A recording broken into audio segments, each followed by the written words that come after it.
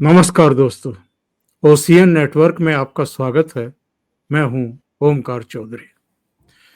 समूचे विपक्ष को ये तो पता है ही कि एसआईआर की जो इस समय कवायद चल रही है, ये तो होकर के रहेगी। इसको कोई रोक तो पाएगा नहीं। पर सवाल ये है कि ये फिर हल्ला क्यों? ये प्रदर्शन क्यों? ये पार्लियामेंट को बाधित क्यों किया जा रहा है? अब इसका सवाल भी आपके मन में आ ही गया होगा कि ये कोई पहली बार तो है नहीं कि कोई मुद्दा हाथ लगा हो और इन्होंने पार्लियामेंट को बाधित ना किया हो। लेकिन इस बार कुछ चेंजेस देखने को मिल रहे हैं।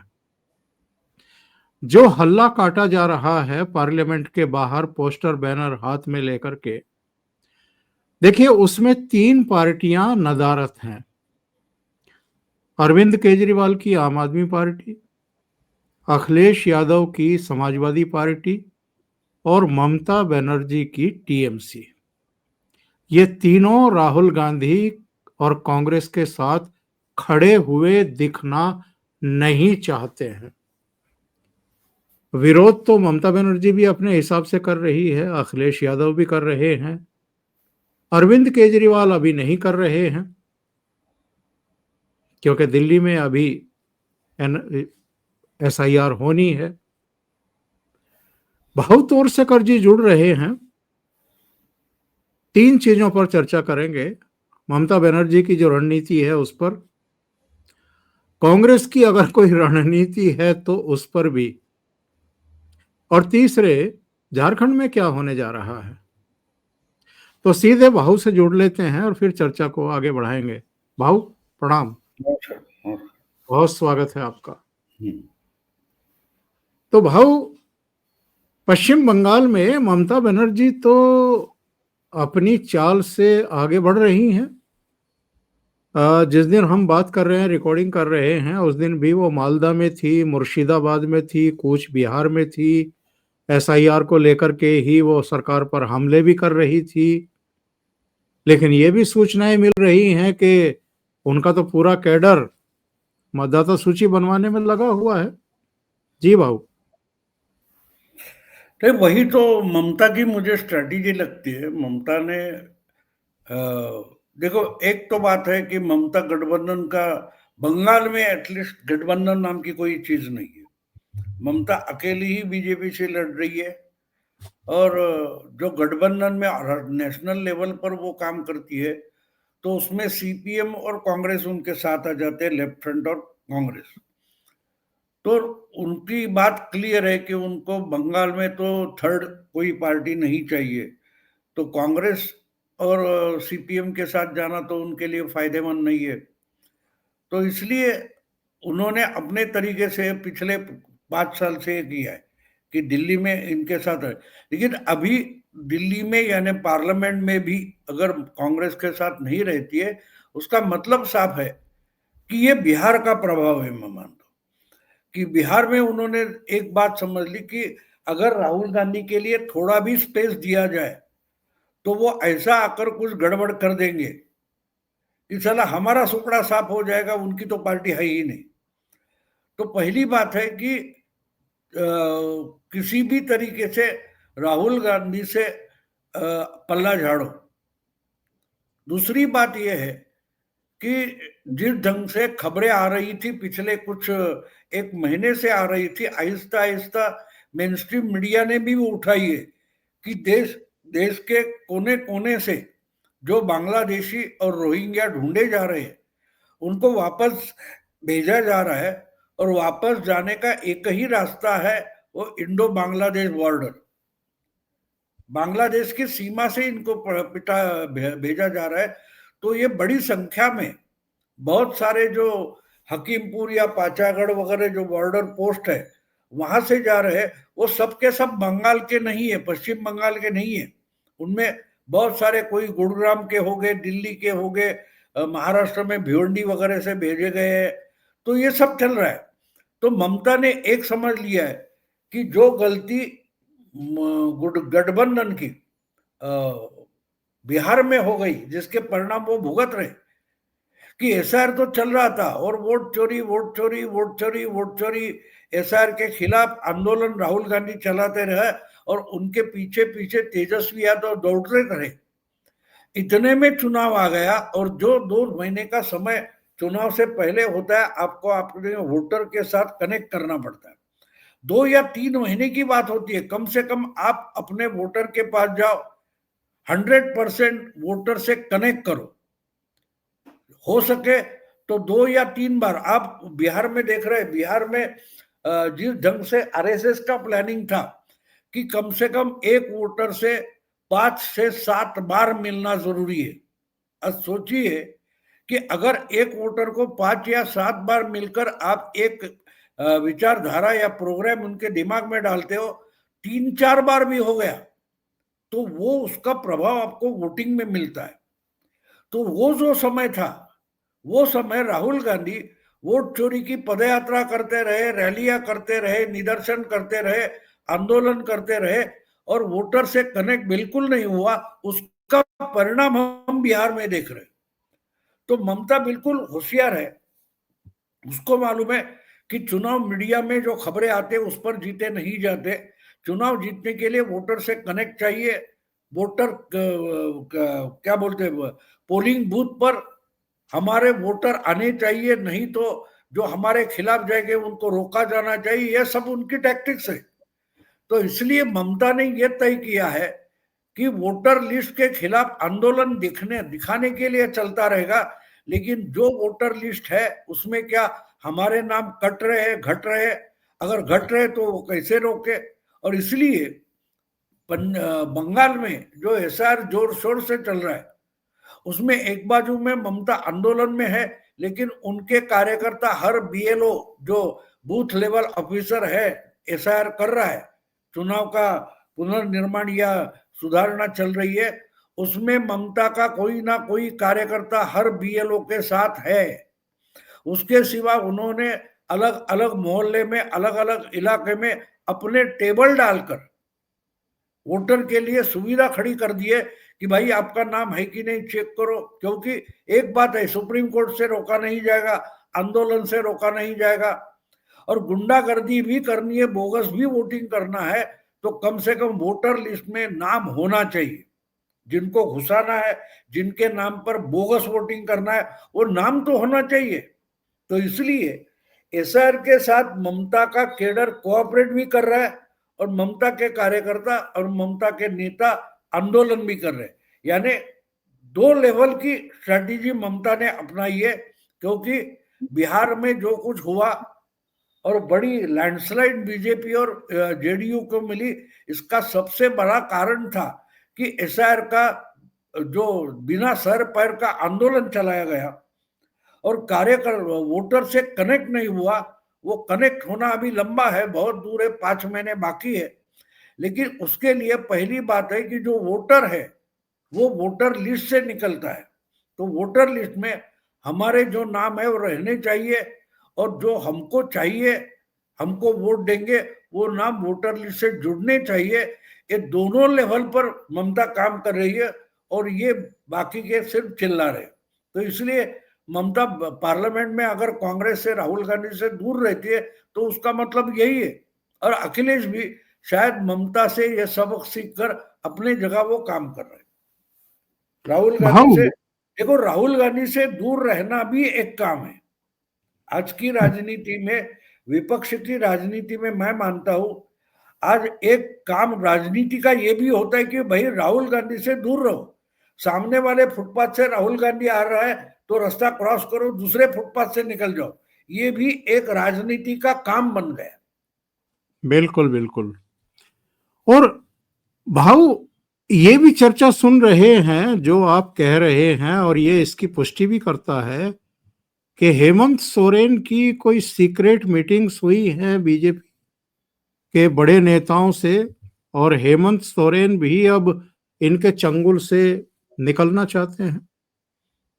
मैंने वो तो बिल्कुल पक्की बात है, और इसमें कोई मुझे अभी अभी ये खबरें आ रही है, लेकिन आपको 14 नवंबर को जो वोटिंग वो मतगणना हो गई और बिहार के नतीजे सामने आ गए, उसके बाद शायद 4-5 दिन के बाद मैंने वीडियो बनाया था कि सबसे पहली अगर इंडी अलायंस टूटेगी तो झारखंड में टूटेगी। आपको याद होगा कि मोदी जी ने शायद 14 नवंबर को नतीजे आने के बाद जो भाषण किया था, उसमें उन्होंने साफ साफ बता दिया था कि बहुत जल्दी कांग्रेस टूटने वाली है, इंडी गठबंधन टूटने वाला है। तब उसका आधार लेकर मैंने प्रेडिक्ट किया था कि सबसे पहला अगर गठबंधन टूटना है और या कांग्रेस टूटनी है तो झारखंड में टूटेगी। अब ये मेरे दिमाग में कहां से आ गया कि बिहार के चुनाव में सीट का बंटवारा गठबंधन आखिर तक नहीं कर पाया। और आपके वीडियो में मैंने मजाक में बोला था कि महागठबंधन का जो सीट का बंटवारा है वो शायद चुनाव आयोग करेगा, क्योंकि सब गठबंधन के जो पार्टियां हैं उनके कैंडिडेट जो पर्चे भरेंगे और विड्रॉल के बाद जो बचेंगे तो उतनों को तो लड़ना पड़ेगा। इसका मतलब सीट का बंटवारा चुनाव आयोग के दफ्तर में हो जाएगा, ये मैंने कहा था। अब बात यह है कि उसमें पहले से यानी झारखंड जो है वो पहले बिहार का ही हिस्सा था, फिर अलग कर दिया गया। तो झारखंड मुक्ति मोर्चा जो है वो बिहार के सीमावर्ती इलाकों में है और वो चुनाव लड़ना चाहते थे और पहले से इंडी गठबंधन का वो हिस्सा है। आपको याद होगा तो लोकसभा चुनाव के पहले मुख्यमंत्री जो हेमंत सोरेन है उनको अरेस्ट किया गया था।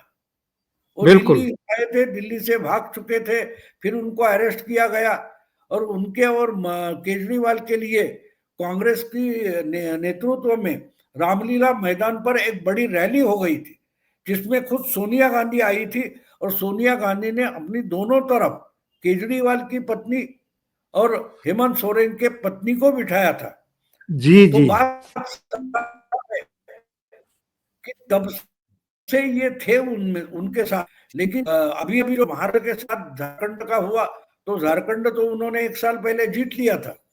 इसके बावजूद उसमें उन्होंने कांग्रेस को सीटें दी थी, आरजेडी को सीटें दी थी, लेकिन बिहार की आए तब को जो कुछ 10-12 सीटें चाहिए थे, कम से कम 5-6 सीटें तो दे देते, लेकिन इनके साथ खेल करते बैठ गए और आखिरी दिन विड्रॉ जाने पर्चा भरने का आखिरी दिन हो गया, तब तक झारखंड मुक्ति मोर्चा को एक भी सीट अलॉट नहीं की गई। हाँ, उनको शब्द आश्वासन देते बैठ गए और गुस्सा आ गया था उनको।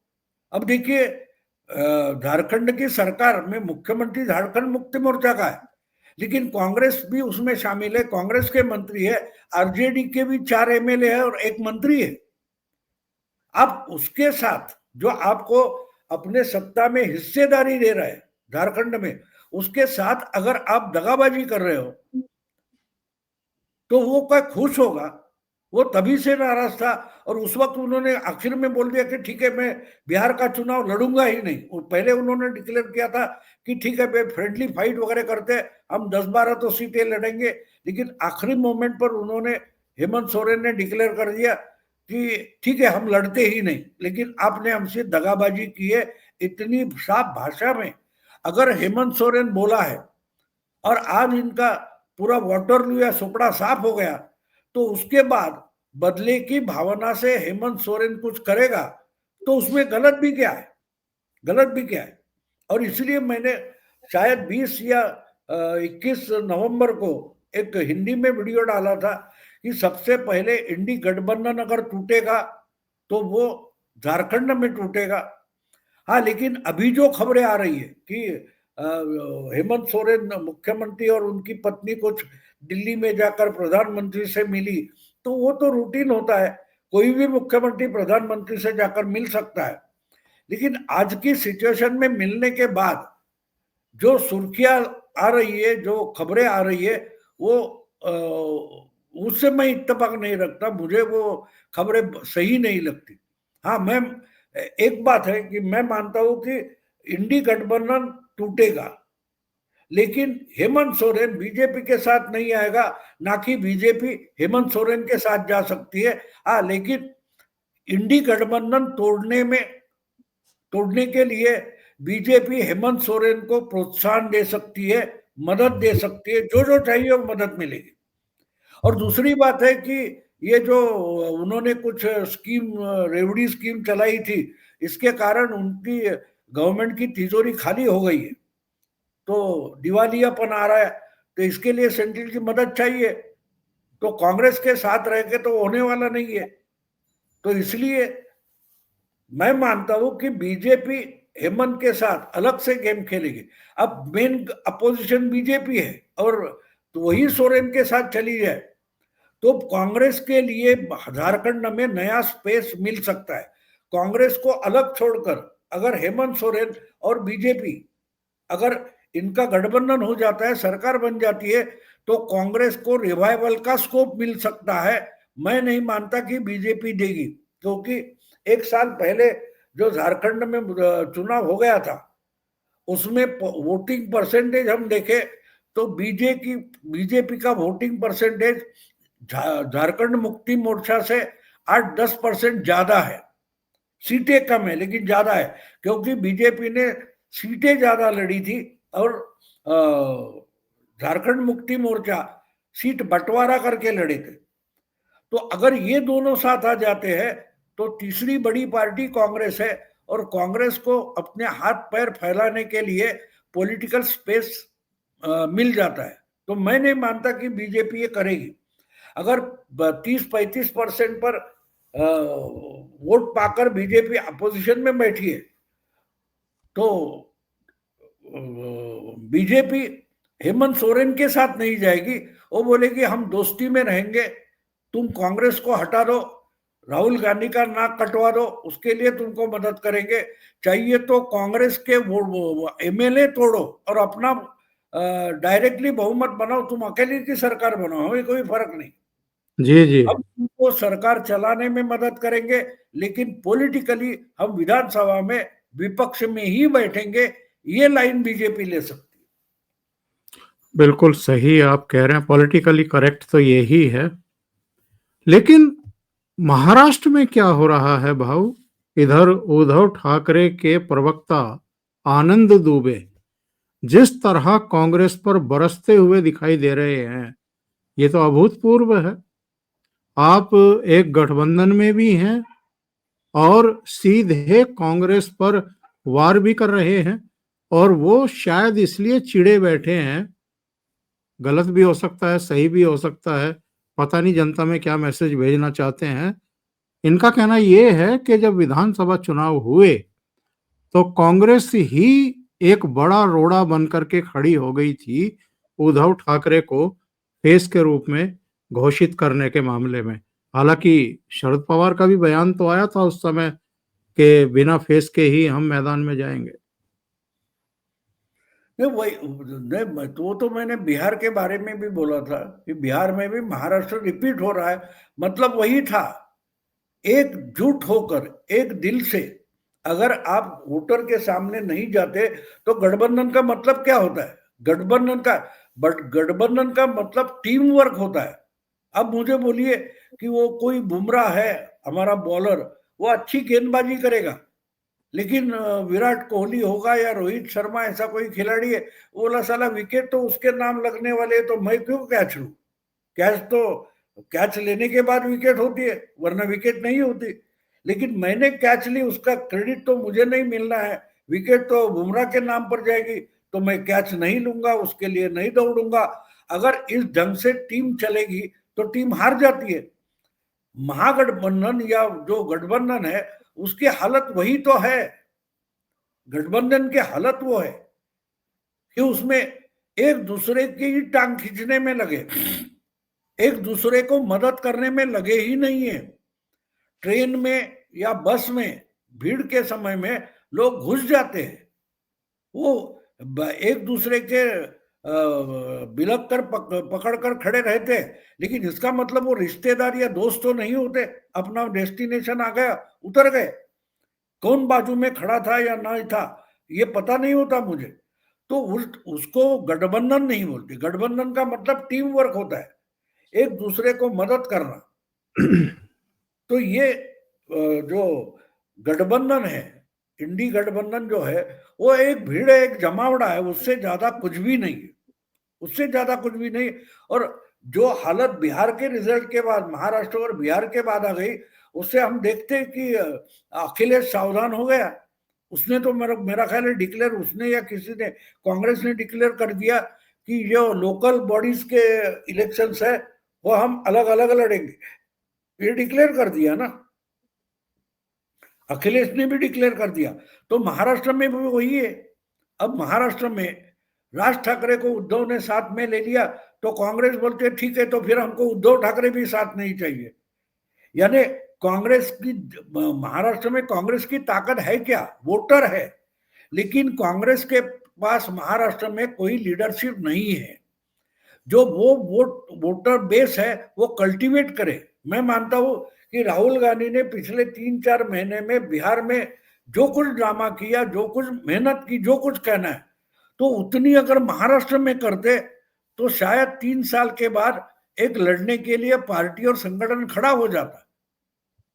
आज भी 13-14% तक कांग्रेस के वोट है जो बिहार में नहीं है, यूपी में नहीं है, लेकिन राहुल गांधी लगे हैं बंजर जमीन में उनको फसल उगानी है, और अच्छी जमीन महाराष्ट्र में, उधर उनको काम करना नहीं है, तो खुद तो करते नहीं। और जो उद्धव ठाकरे हो, अखिलेश हो या तेजस्वी हो, उसके लिए बाधा बनते हैं, क्योंकि कांग्रेस में कोई सीरियस लीडरशिप बची नहीं है। जिस ढंग से ये लोग राहुल गांधी का बचाव पेश करते हैं, वो देखने के बाद ये पता चलता है कि कांग्रेस आहिस्ता आहिस्ता क्या बोलते हैं उसको खत्म करना, यही कांग्रेस की लीडरशिप ने खुद ही तय कर लिया है। और इसलिए ये बचकानी हरकत करने वाला एक लीडर लाके टॉप पर बिठा दिया है। कल कल कांग्रेस क्या करने वाली है ये किसी भी कांग्रेस वाले को पता नहीं होता, पता नहीं होता। उस समय राहुल के दिमाग में जो कुछ आएगा वो हो जाएगा। तो ऐसी पार्टियां नहीं चलती, और ऐसी ढंग से चलने वाली पार्टियां चुनाव जीत नहीं पाती। तो महाराष्ट्र में जो आपने पूछा कि वो दुबे करके जो प्रवक्ता है वो गुस्से में है, क्योंकि वो देख रहा है कि कांग्रेस की वजह से शिवसेना का नुकसान हुआ, उधर तेजस्वी का हुआ, हर क्षेत्रीय पार्टी जो मित्र दल है उनका नुकसान हो रहा है, इसलिए वो गुस्से में है। जो कुछ महाराष्ट्र में हुआ, एकनाथ शिंदे एक बड़े ग्रुप की तरह शिवसेना से बाहर निकले, इसके बाद शिवसेना पार्टी भी, सिंबल भी, झंडा डंडा सब उठा करके ले गए वो, और मातोश्री में उद्धव ठाकरे अपने कुछ करीबियों और बेटे के साथ अकेले बैठे हैं और मक्खियां मार रहे हैं एक तरीके से। विधानसभा चुनाव में तो बहुत ही बुरा हाल हुआ, हालांकि गठबंधन में फिर भी 20 सीटें लेकर के वही सबसे बड़े दल के रूप में उभरे। भाऊ, वैसा कुछ आप दिल्ली में इस जनपद 10 जनपद परिवार के साथ भी होने की आशंका आप देख रहे हैं क्या, जो उद्धव ठाकरे के साथ हुआ है? यानी पार्टी टूटे, क्योंकि राहुल गांधी, इनकी मम्मी, ये लोग और जो इनकी चापलूसी में अंधे हुए बैठे हैं, उनको तो दिखाई नहीं दे रहा है कि राहुल गांधी के नेतृत्व में बेड़ा गर्क हो चुका है। चुनाव दर चुनाव हारते जा रहे हैं, इसके बावजूद वो अपनी जिम्मेदारी लेने के बजाय नौटंकी और पाखंड करने में लगे हुए हैं, ताकि कोई हम पर सवाल खड़े ना करे, बल्कि दूसरे मुद्दे उठा दो। तो क्या कांग्रेस में ये स्थितियां, परिस्थितियां बनेंगी जो मातोश्री परिवार के साथ हुआ? शायद हो सकता है, मुझे लगता है, क्योंकि जिस ढंग से प्रधानमंत्री ने कांग्रेस टूटेगी एक बात की है, तो प्रधानमंत्री यानी नरेंद्र मोदी कभी भी ओछी बात नहीं करते, फालतू बात नहीं करते, बकवास नहीं करते। अगर उन्होंने इशारा दिया है तो उस दिशा में कुछ काम होता होगा। अब एकनाथ शिंदे अचानक एक दिन उठ गए और उनको लगा नहीं नहीं सब बहुत हो गया उद्धव का सुनना, अब जाके निकल जाते हैं। तो अचानक नहीं गए, सूरत गए, सूरत से गुवाहाटी गए, उसका कोई प्लानिंग तो होगा। उनको वहां रिसीव करने वाला कोई होगा, उनकी व्यवस्था करने वाला कोई होगा। वहां जाकर असम में हेमंत बिश्व शर्मा ने उनके लिए सब सुविधाएं खड़ी कर दी, इसका मतलब पहले प्लानिंग था। तो शायद कांग्रेस में ऐसी बड़ी टूट करने वाला कोई स्ट्रांग लीडर जो एकनाथ जैसा एमएलए साथ लेकर आके आखिर तक लड़ने के लिए खड़ा हो गया, ऐसा कांग्रेस में कोई नेता ढूंढते होंगे? वो थरूर भी हो सकता है, क्या पता हमें। थरूर इंटेलिजेंट है, बुद्धिमान है, हाँ उसका ऑर्गेनाइजेशन कैपेसिटी कितनी है पता नहीं, लेकिन ऐसा कोई Eknath Shinde all India level पर कांग्रेस के पास है या नहीं? उसकी उसको ढूंढना शायद मोदी और अमित शाह वगैरह करते होंगे, और शायद उनकी नजरों में ऐसा कोई है कि जो ये कर सकता है, तो अगले कुछ महीनों में ये होता हुआ हम देख सकते हैं कि भाई बहुत हो गया, हमको पार्टी बचानी है, हमको परिवार नहीं बचाना है। ऐसे खड़ा होकर कहने वाला हिम्मतबाज अगर मिलेगा तो डेफिनेटली कांग्रेस पार्टी टूटेगी, और उसको बीजेपी, अमित शाह वगैरह जो जो कुछ मदद चाहिए वो दे देंगे। और शायद इसी तरफ प्रधानमंत्री ने जो इशारा किया है कि कांग्रेस पार्टी भी टूट सकती है, तो मुझे लगता है कि गांधी परिवार मुक्त कांग्रेस बनाने का कुछ प्लान चल रहा है। अभी मेरे पास कोई इसकी पक्की जानकारी नहीं है, लेकिन जिस दिन प्रधानमंत्री बोले तब से मुझे लगता है कि कांग्रेस टूटेगी का मतलब एक परिवार वाली कांग्रेस, और जो कांग्रेस पार्टी की विचारधारा लेकर चलना चाहते ऐसी कांग्रेस तो टूट होगी, तो इस तरह की होगी। और उसके लिए शायद बीजेपी जिसको मदद चाहिए या जो मदद चाहता है लेकिन स्ट्रांग भी है, आखिर तक टिक सके, ऐसा कोई नेता कांग्रेस में ढूंढते हो सकते हैं। ये मेरा अभी का अंदाजा है। बहुत महत्वपूर्ण बात आप कह रहे हैं भाऊ।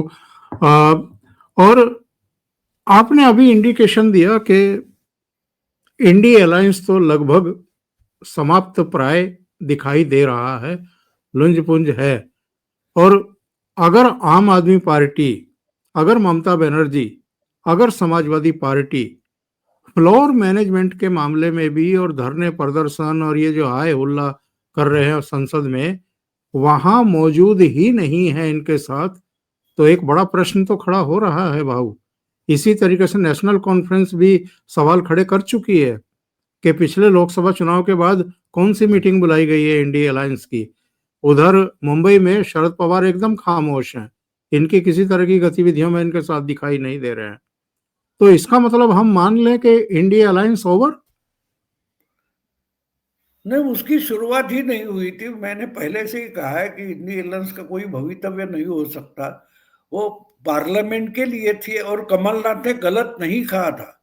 पिछले मध्य प्रदेश के विधानसभा चुनाव में समाजवादी पार्टी ने कुछ 10-15 सीटें मांगी थी और कमलनाथ ने साफ साफ इनकार किया था, आपको याद होगा।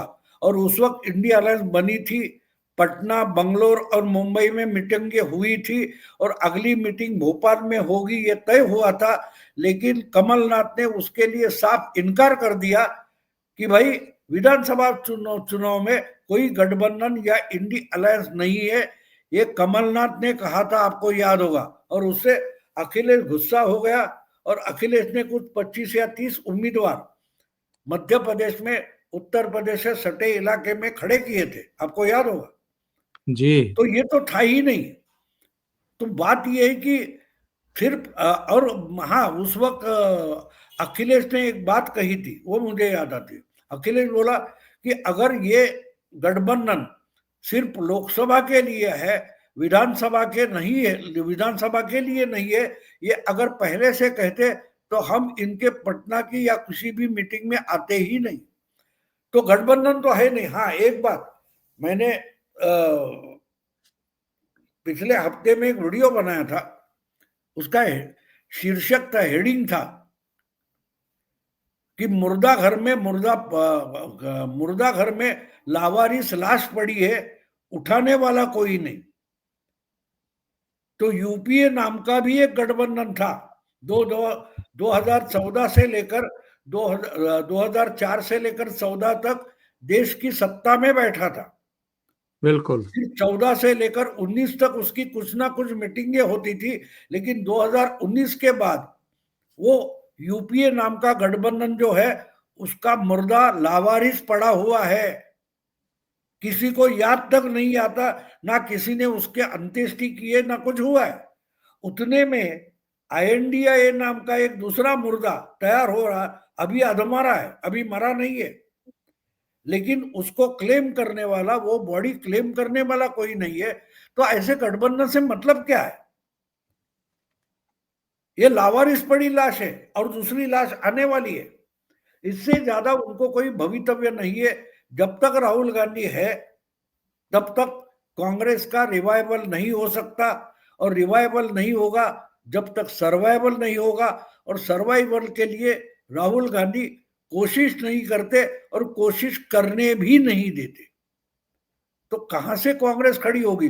और कांग्रेस अगर अभी आपने बोला तो देख, 32 मेरे ख्याल में ममता के MP है, 37 मेरा ख्याल है, 35 या 37 अखिलेश के, यही दोनों मिलकर कम से कम 65-70 हो गए। तो ममता के विपक्ष में 27, और ममता के 27 है, ममता के 27 हैं शायद।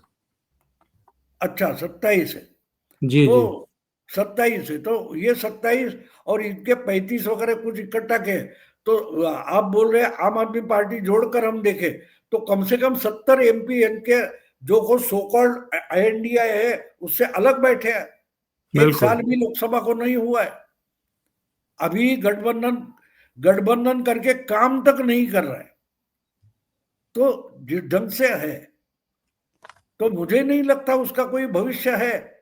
तो ये मरने देंगे, और फिर पिछला अगला चुनाव आ जाएगा 2029 का, तो 28 में नया गठबंधन नए नाम से बनाने की कोशिश शुरू करेंगे। उसका कोई भविष्य नहीं है, क्योंकि ममता का टारगेट आज की तारीख में सिर्फ फिर से बंगाल जीतना है, और इसके लिए जितना हो सके राहुल गांधी से दूर रहो, राहुल गांधी के साथ खुद को आइडेंटिफाई मत करो।